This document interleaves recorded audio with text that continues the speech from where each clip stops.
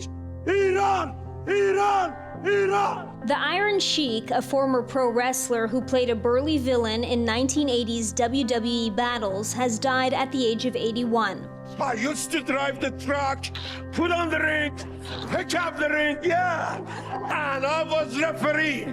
I paid my due. I was 180 pounds, but I was so much fall in love with wrestling. I made it to the Hollywood. Yeah. The Iron Sheik, whose real name was Hossein Khosrow Ali Vaziri, grew up in a small village in Iran where he says he embraced wrestling in his youth.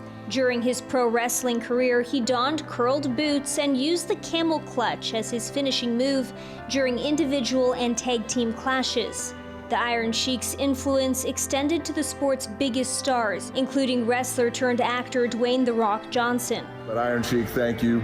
Thank you for the memories. And perhaps more importantly, thank you for paving the way for guys like me who love pro wrestling. In a tweet, professional wrestler Triple H called the Iron Sheik a legend, saying he was an all-time great performer and WWE Hall of Famer who brought his character to life and transcended our business.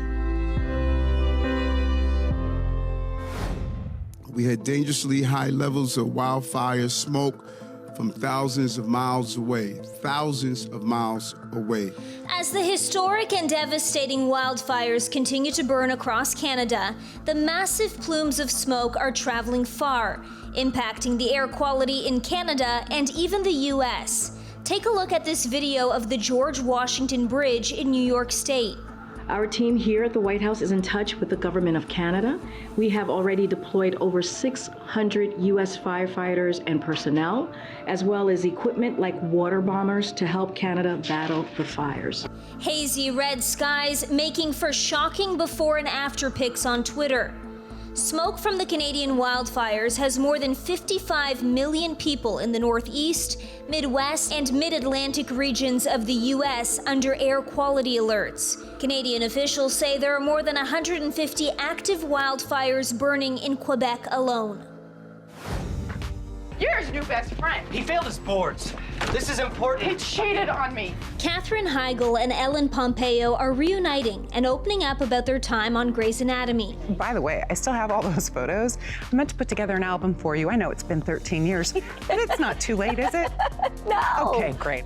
The pair sat down for a rare discussion in an actors-on-actors conversation for Variety and reminisced on the iconic television show and its evolution, as well as the controversial comments Heigl made around leaving the show. I was so naive. Listen, I went and I got my soapbox and I put my soapbox down and I got on my soapbox and I had some things to say. And I felt really passionate about this stuff and I felt really strongly, I felt so strongly that I also got a megaphone out on my soapbox. But there was no part of me that imagined a bad reaction.